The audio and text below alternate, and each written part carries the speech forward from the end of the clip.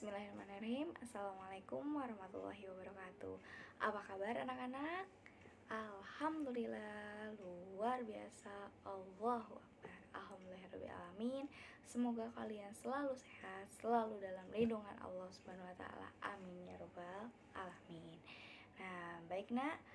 Hari ini ketemu lagi dengan Ibu Gina Fadilah yang akan mengajar kalian materi selanjutnya tentang IPS. Materinya materi apa sih nak? Ada yang tahu gak sih? Nah, materinya yaitu tentang perubahan sosial budaya. Nah, kita lihat nih nak, apa sih perubahan sosial budaya itu? Nah,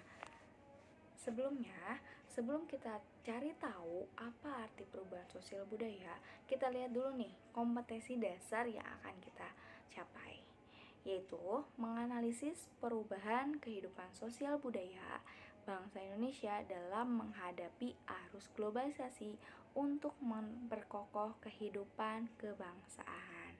Itu untuk kompetensi dasarnya. Kemudian untuk tujuan pembelajaran kita ada dua nak. Ingat, yang pertama ada menjelaskan pengertian perubahan sosial budaya. Yang kedua ada menguraikan bentuk-bentuk perubahan sosial budaya. Nah ini nak, semoga tujuan pembelajaran kita yang dua ini bisa tercapai ya nak. Nah, kemudian ini kalian bisa lihat, ini ada peta konsepnya nih. Tadi kan Ibu sudah menjelaskan kompetensi dasarnya gimana, kemudian tujuan pembelajarannya seperti apa. Jadi tujuan pembelajaran itu adalah sesuatu yang akan kita capai pada hari ini. Pembelajaran yang akan kita capai pada hari ini. Nah, tadi kan udah jelas ya, kita harus tahu apa sih artinya dari pengertian perubahan sosial budaya. Kemudian yang kedua, apa sih bentuk-bentuk perubahan sosial budaya? Bentuknya banyak loh nak. Nih ada dilihat dari waktunya, ada dilihat dari pengaruhnya, kemudian dilihat dari perencanaannya. Nah ini kita harus tahu, sekali lagi kita harus bisa memahami pengertian apa? Pengertian perubahan sosial budaya. Itu tujuan pertama. Yang kedua yaitu bentuk-bentuk perubahan sosial budaya. Nah, kemudian bentuknya ini ada waktu, ada pengaruh, ada perencanaan. Nah, ternyata banyak lagi nak cabangnya.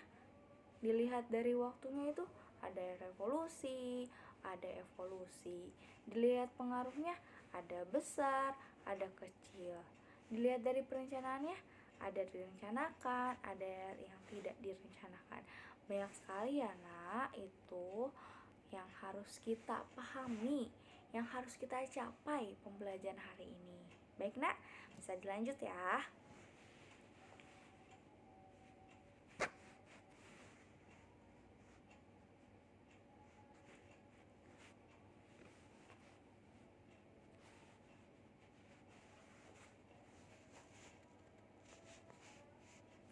Nah, oke. Kita lanjut. Kita bahas dulu pertama dari pengertiannya. Pengertian apa Bu? Pengertian perubahan. Nih, yang Ibu sudah bold, yang Ibu sudah kotakin, yang Ibu sudah biruin. Apa sih ini pengertian dari perubahan itu sih nak? Perubahan. Nah, contoh kecilnya aja deh nak.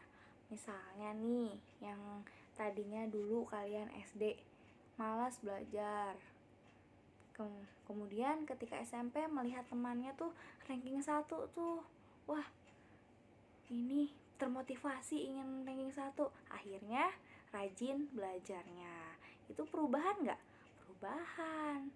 Atau nih ada anak perempuan nih yang dulunya dia gak pakai kerudung, kemudian ngelihat teman-temannya adem banget pakai kerudung, terus akhirnya dia pakai kerudung. Itu perubahan nggak? Perubahan. Yang tadinya tidak pakai kerudung menjadi pakai kerudung. Atau tadi yang pertama contohnya, yang tadinya kita jadi ketika SD malas belajar, kemudian ketika SMP menemukan teman yang rajin belajar, akhirnya kita ikut-ikutan ingin berubah juga, termotivasi juga untuk rajin belajar. Itu yang dinamakan dengan perubahan. Itu adalah pengetahuan tentang perubahannya dulu. Nah, kita harus tahu dulu tentang perubahan. Atau di sini juga bisa kalian lihat nih, Nak. Di sini ada gambar sawah nih. Sawah nih yang luas beberapa hektar tuh, banyak pokoknya. Nah, ternyata karena bertambahnya jumlah penduduk, ternyata si sawah ini nih, si sawah yang luas ini beberapa hektar dijadikan pemukiman. Ini dijadikan pemukiman nih. Buat siapa? Ya buat penduduk yang bertambah. Dan semakin bertambahnya penduduk, maka kebutuhan untuk tempat tinggal juga semakin meningkat. Itu juga perubahan. Atau di situ juga ada contoh kecilnya. Ini udah modern banget, Nak. Dulunya sebelum menggunakan traktor pakai apa? Pakai kerbau. Ya, naik kerbau. Ada petani mau bajak sawah, cari kerbau. Nah, sekarang nih udah maju banget, udah ada traktor. Itu juga disebutnya perubahan.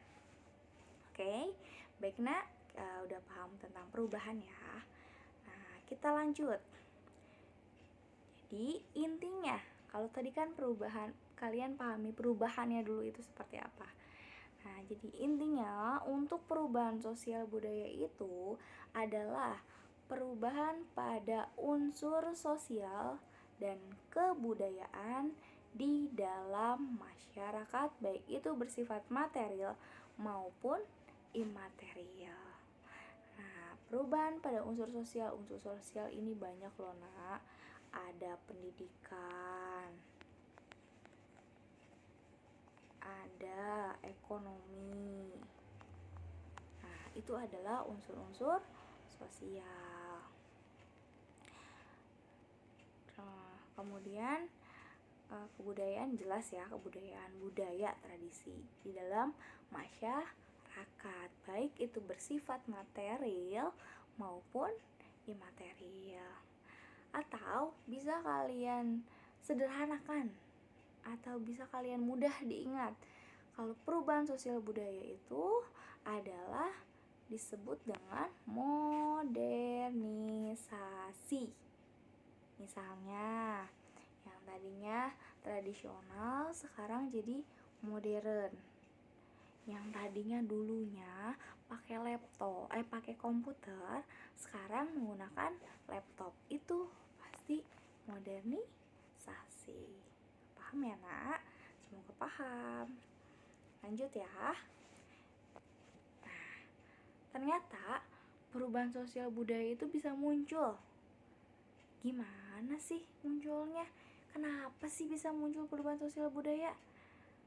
Ya, jelas, Nak. Yang pertama itu adalah cara berpikir. Semua manusia itu punya otak, Nak. Punya otak yang bisa digunakan, bisa dipakai dengan cara yang baik.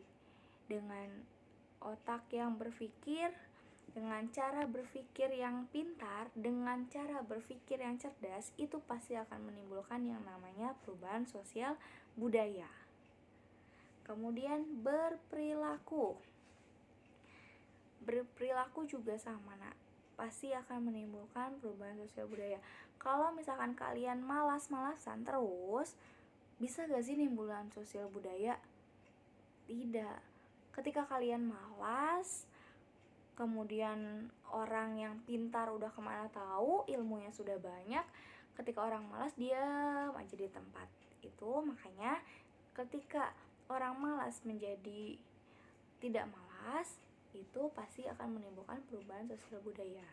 Kemudian peralatan teknologi, pasti, Anak, pasti kalau misalkan kita udah berpikir dengan cerdas, pasti kita membutuhkan teknologi yang canggih juga untuk mendukung segalanya. Seperti itu. Lanjut.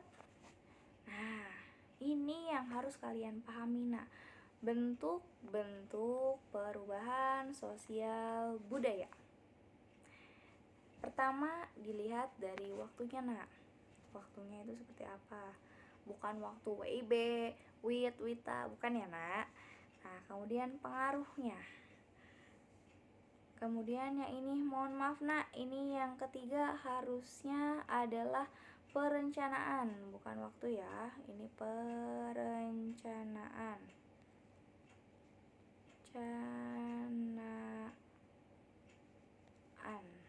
Ya, kebaca lah ya.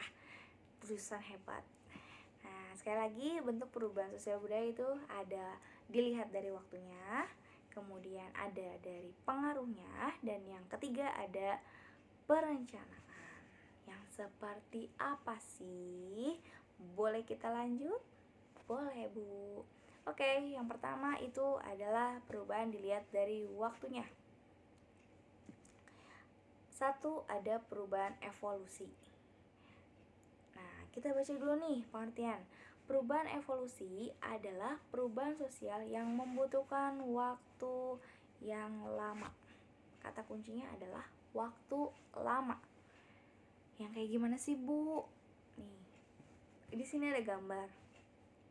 Ibu contohkan. Ini dulu masa praaksara. Masa praaksara tahu ya. Mungkin kelas 7 kalian belajar tuh yang zaman megalitikum, paleotikum, mesolitikum. Banyak itu. Nah, di situ katanya pada abad berapa tuh ya?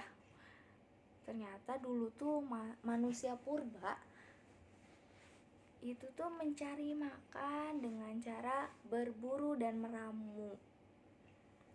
Nah, ternyata lahannya habis, kemudian sulitnya untuk binatang-binatang untuk diburunya. Akhirnya dengan berkembangnya terus, manusia berpikir, oh ya udahlah, kalau gitu coba kita untuk bercocok tanam agar kita bisa tetap hidup. Nah, dalam perubahan evolusi ini, kalian juga evolusi ini tidak direncanakan, nak. Emang kita mungkin yang ngerencanain, udah berburu dan meramu ngapain lagi ya? Apakah langsung bercocok tanam? Apakah langsung bisa bekerja? Atau langsung apa? Nah, pasti kan semua semua cara-cara ini butuh proses, nak. Nah, makanya yang namanya evolusi itu pasti membutuhkan waktu yang lama. Perencanaannya juga tidak direncanakan. Kemudian pemicunya apa sih? Pemicunya itu agar tetap bisa memenuhi kebutuhan hidupnya. Seperti ini, nak. Setelah berburu dan meramu, ladangnya hilang, binatangnya susah, akhirnya manusia berinisiatif bercocok tanam, lalu berkebun. Ya, seperti itu. Itu contoh dari perubahan evolusi. Lanjut, yang kedua, ada yang namanya perubahan revolusi nih.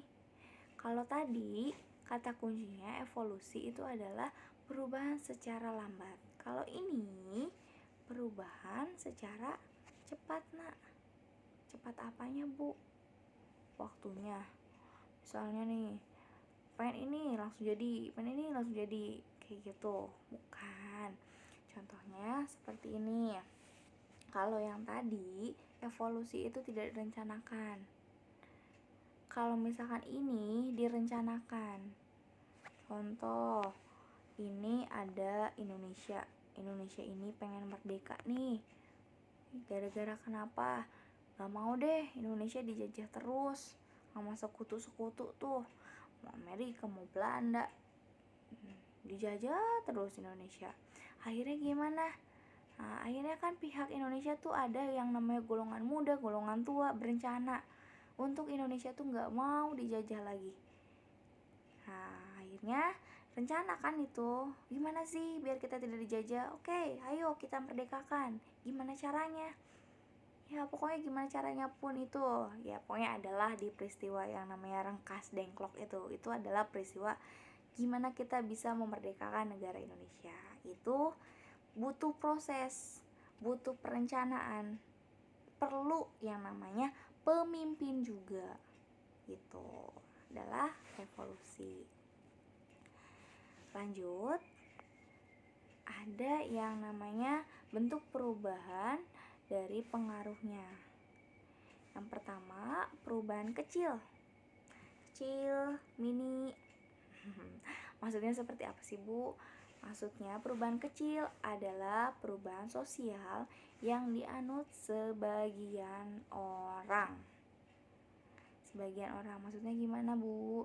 Sebagian orang seperti ini. Misalnya, ibu menggunakan kerudung. Ibu menggunakan kerudung bercorak warna, ini warna apa nih? Warna biru, terus ada corak-corak kayak gini. Apakah semua orang, semua siswi SMP Pesat juga menggunakan kerudung? Atau semua warga SMP Pesat juga menggunakan kerudung? Tidak ya, apalagi laki-laki. Masa laki-laki menggunakan kerudung? Ya enggak lah ya. Nah, kemudian yang namanya perubahan kecil ada lagi di sini contohnya, gaya rambut nih, coba perhatikan. Misalnya ada siswa yang namanya si Dimas nih rambutnya kayak gini, mohak, dipirangin, warnanya coklat. Apakah seluruh siswa SMP Pesat harus kayak gini? Enggak. Atau kayak gini nih, ngeplek apa ke bawah. Aduh, apakah semua siswa SMP Pesat harus kayak gitu? Enggak. Apalagi kalau misalnya maaf. Apalagi kalau misalnya perempuan, emang harus perempuan kayak giniin? Ya enggak. Makanya yang namanya perubahan kecil hanya bisa sebagian orang aja. Sebagian orang itu berarti ya diri saya sendiri aja. Ibu pakaian kayak gini, ya udah ibu aja. Atau misalnya ketika misalkan ibu nggak pakai kerudung, ibu rambutnya pendek diwarnain ungu misalnya, ibu aja kan. Apakah semuanya juga harus ngikutin kayak gaya ibu? Ya enggak lah. Itu namanya perubahan kecil. Paham ya, Kak? Model pakaian juga di sini ada contohnya nih, model pakaian. Ya sama tuh tadi, ibu pakai baju warna biru kayak gini, semua orang harus kayak gini? Ya enggak juga. Jadi hanya dirasakan oleh diri sendiri lah, intinya seperti itu. Kemudian yang kedua ada yang namanya perubahan besar. Perubahan besar ini dirasakan oleh seluruh orang. Nah, kalau tadi kan perubahan kecil itu hanya diri kita sendiri yang bisa kita gunakan.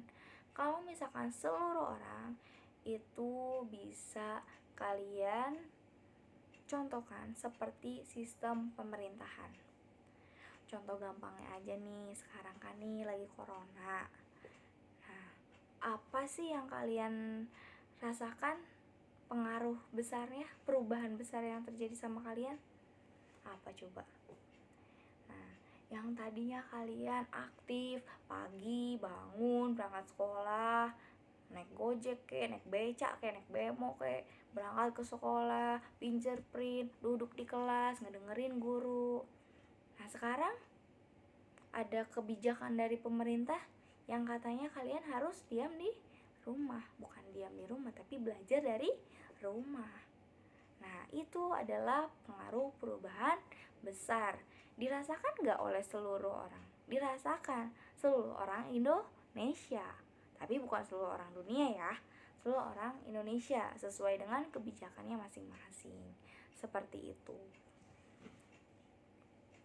Lanjut. Nih, ada bentuk perubahan dari perencanaannya. Yang pertama, direncanakan. direncanakan itu perubahan direncanakan, perubahan yang diinginkan oleh masyarakat. Apa sih Bu contohnya? Ini ada gambar macet, terus ada gambar ini ada gambar macet, terus ini ada gambar bangunan ini. Maksudnya gimana Bu? Nah, maksudnya seperti ini ya Nak. Nah, ini kan ada kemacetan. Gimana sih? Ada nih pemerintah DKI Jakarta. Duh, Jakarta kok macet terus ya? Harus gimana nih saya? Kata pemerintah DKI Jakarta.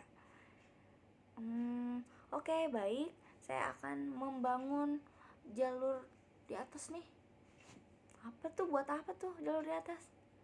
Nah, ya, pembangunan buat MRT. Atau bisa nih, walaupun kita nggak setiap hari pakai MRT, males pakai MRT, pakai mobil aja. Oke, pemerintah juga membangun yang namanya jalan tol. Itu bisa. Buat apa sih Nak? Buat mengatasi kemacetan seperti itu. Jadi semuanya itu direncanakan karena keinginan masyarakat nggak mau macet nih. Gimana sih? Ayo dong Bapak pemerintahan, gimana caranya? Ya udah banyak udah banyak pendapat dari masyarakat macet di sini macet di sini. Berpikir otak tuh pemerintahan di DKI Jakarta harus seperti apa. Nah, akhirnya dibangun jalan tol, dibangun MRT, LRT. Ya, itu contoh perubahan direncanakan. Oke. Dan yang kedua ini ada perubahan tidak direncanakan. Kalau tadi perubahan yang diinginkan oleh masyarakat, kalau ini perubahan yang tidak direncanakan adalah perubahan yang tidak diinginkan oleh masyarakat. Ini ada gambar nih, Ibu ngambil gambar. Apa sih Bu ini? Ini ada gambar banjir. Ini ada gambar longsor. Coba Ibu tanya sama kalian, mau gak sih kalian rumahnya kebanjiran? Kan gak mau. Mau gak sih rumah kalian longsor? Kan gak mau, ya kan? Nah, semua perubahan tidak direncanakan itu pasti yang berhubungan dengan alam, baik gunung meletus, banjir, longsor, gempa bumi. Pokoknya itu yang tanpa kalian mau lah. Dan kalian juga tidak akan tahu kalau misalkan